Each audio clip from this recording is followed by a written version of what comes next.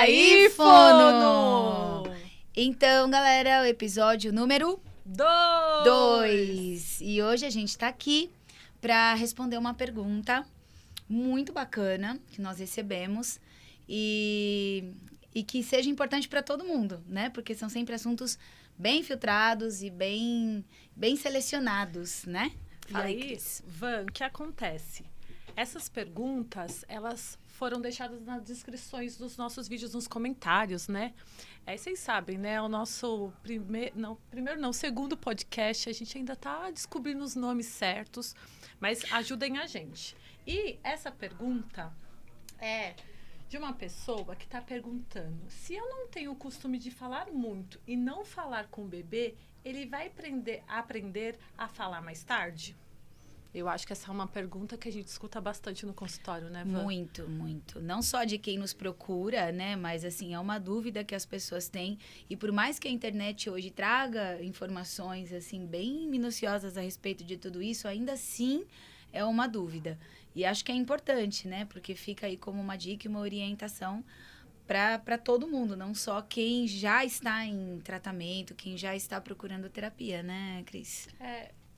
Interessante dessa pergunta é porque fala muito da questão da relação que a gente tem com a criança, né? E se isso interfere ou não no desenvolvimento. Eu vou começar a falar que é lógico que sim, gente. É lógico que o quanto que a gente fala com a criança vai determinar também o quanto que ela vai falar. Mas não é o quanto a gente pensar só na questão quantitativa, né? Sim. Tem que ter qualidade, né? Uma coisa muito importante é entender que a linguagem ela é mais do que a fala. Porque às vezes as pessoas quantificam quantas palavras. Não que não hajam protocolos onde nós fazemos essa contagem das palavras, né, Cris? Mas a gente também tem essa questão da qualidade, né? Então, quando você estimula uma criança a falar, é muito mais do que a fala. É uma palavra, né? Mas é todo o processo que isso envolve, é o olhar, é a função, né? A gente vai detalhar um pouquinho mais, porque a gente sabe que são perguntas constantes nesse sentido, né? Do desenvolvimento da linguagem. E é muito importante entender que não é só a quantidade, mas a qualidade. Então, muitas vezes a criança fala várias palavras, mas ela não consegue entender o porquê, né, que ela está produzindo aquelas palavras. E uma questão importante da estimulação é que você também está aumentando o vínculo, né, Cris? Uhum. Você estava falando aí, eu me lembrei de uma coisa. Eu atendi um paciente que teve atraso no desenvolvimento de linguagem. E é bem essa angústia, né? Eu não falo com meu filho. E aí, olha só que bacana isso. E eu uso isso muito de exemplo. A mãe falou assim, eles voltaram de férias. Eu falei, nossa, tá falando mais. Ela falou assim, olha, sabe o que acontece? Antes eu não conversava muito com ele. Porque eu falava e ele não me respondia. Agora que eu falo e algumas vezes ele diz algumas palavras para mim, o que acontece? Eu tenho falado mais com ele e eu tenho percebido que cada vez mais ele tem falado comigo. Então, a linguagem ela é autoestimuladora, né? E às vezes a gente se perde na nossa rotina, porque é tanta coisa para fazer, a gente esquece que na hora que a gente está dando comida, a gente pode falar a cor do alimento, o gosto, na hora do banho, na hora de dormir a gente pode contar uma história, na hora da brincadeira lá no carro, no caminho, no caminho, exatamente. Estou vendo o caminhão, eu estou vendo o ônibus, eu estou vendo a moto.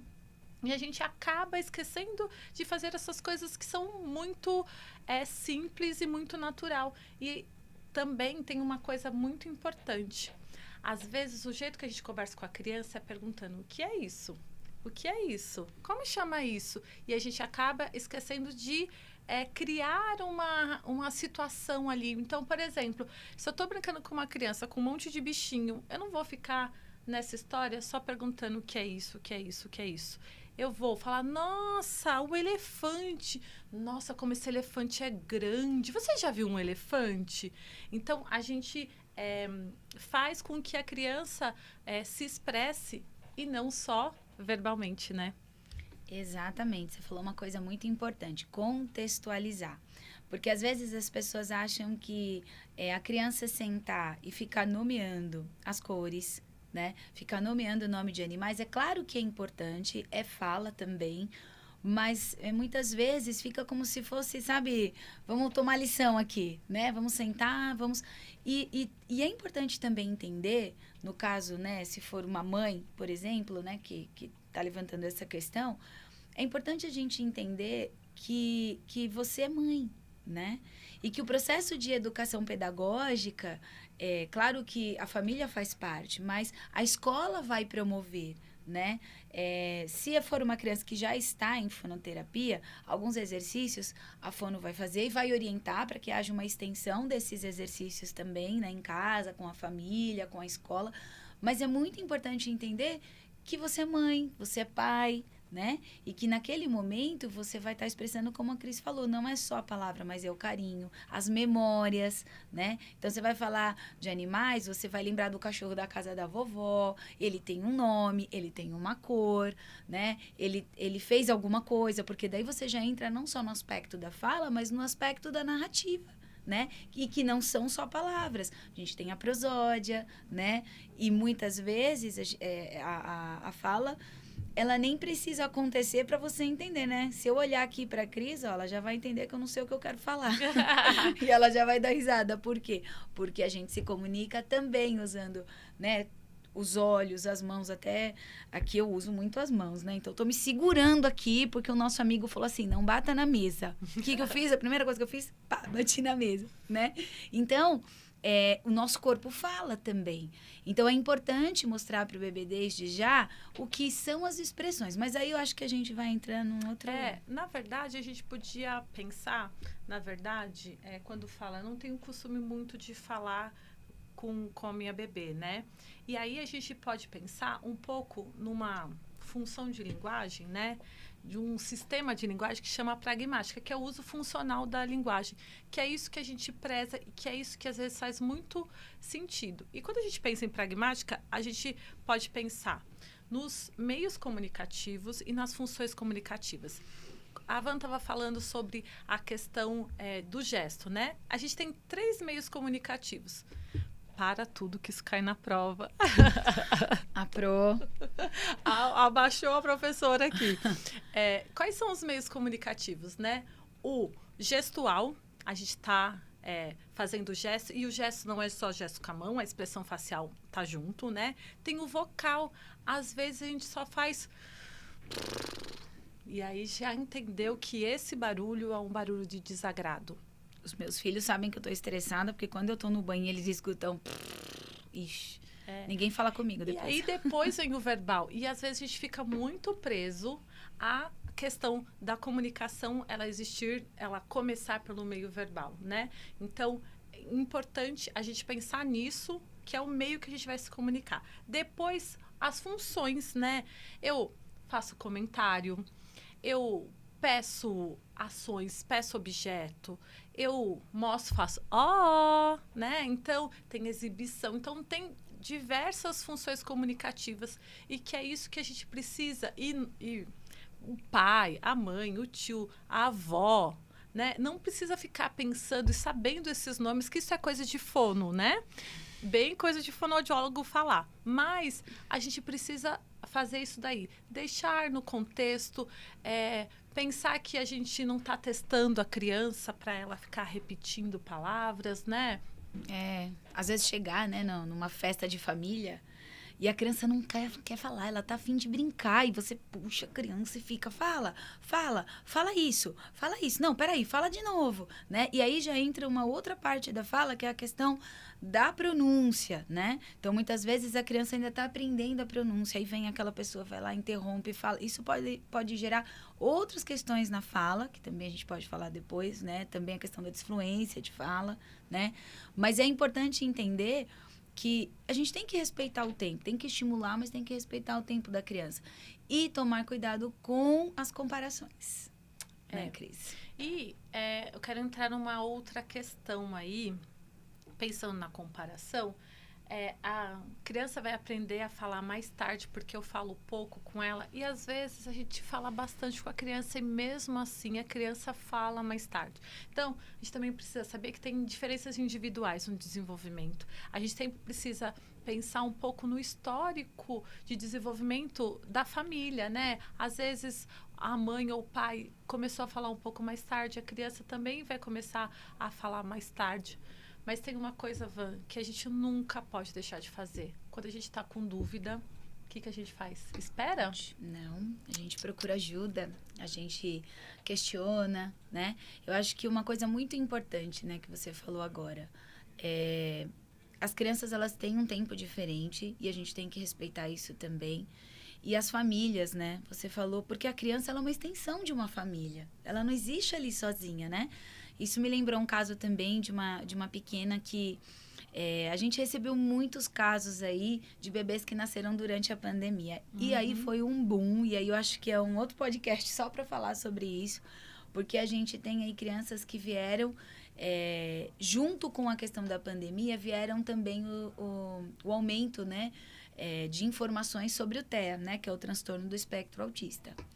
E aí, as pessoas nos procuravam, né, Cris, nos consultórios, com quase que um diagnóstico, né? Ou por elas mesmas, ou porque muitas vezes... Porque a gente sabe que vocês estão vendo esse vídeo, que a pulguinha tá atrás da orelha. E o Mr. Google já rolou aí no celular. O Mr. Google mata todo mundo às vezes, mas tudo bem.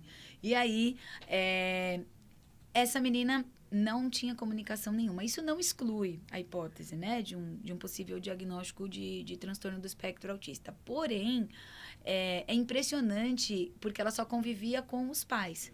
E os pais não se conversavam, porque eles achavam que não era necessário falar com ela, né?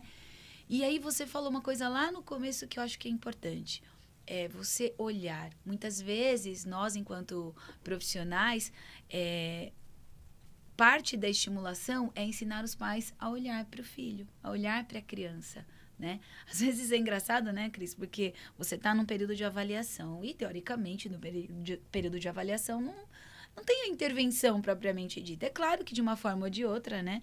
Você faz alguma coisa, mas não é um período avaliativo. E aí tá lá na metade da avaliação, quase no final, né? E os pais falam, nossa, mas já mudou! Muito comum. Nossa, mas... doutora, o negócio foi assim, olha, já tá super bem. Você fala, nossa, né? Mas muitas vezes não é só o nosso trabalho ali durante o processo de avaliação, mas como nós ensinamos os pais, dando modelo, muitas vezes, até na recepção, né? De como olhar para essa criança. E aí, eles vão aprendendo a identificar. Então, muitas vezes, não é que a criança não dava indício de intenção comunicativa, né, Cris? Mas os pais não estavam atentos de que aquilo era uma forma de se comunicar. E, gente, um assunto puxa o outro, né? Olha só. 500 mil podcasts. A Vanessa tá falando isso e eu tô pensando assim, a gente tá aqui falando muito na questão da fala, né, da linguagem, da expressão, e a gente esquece de ver o quanto que a criança está entendendo o que a gente está falando. Então, anota aí que isso é muito importante. A compreensão é a base da comunicação. Por vezes, pode ser que a linguagem oral, verbal, ela atrasa um pouco para acontecer, mas a compreensão, ela precisa estar presente desde sempre. E é isso que vai fazer com que o fonoaudiólogo auxilie na questão do diagnóstico do TEA. Porque, né, já que a gente falou do autismo, a gente sabe que o autismo, uma parte é a questão da linguagem, né? Dessa questão bem funcional da linguagem. E tem outros aspectos que cabe sempre a um neuropediatra, um pediatra do desenvolvimento, um foniatra, neuropsicólogo que vai acompanhar para ajudar a fazer esse diagnóstico. Então, a gente podia pensar que quando a gente tem essa angústia de falar, puxa vida, eu falo pouco com o meu bebê, então quer dizer que ele vai demorar para falar, a gente tem que levar em consideração muitas coisas. E quando esse tempo ele fica maior, é importante a gente pedir ajuda.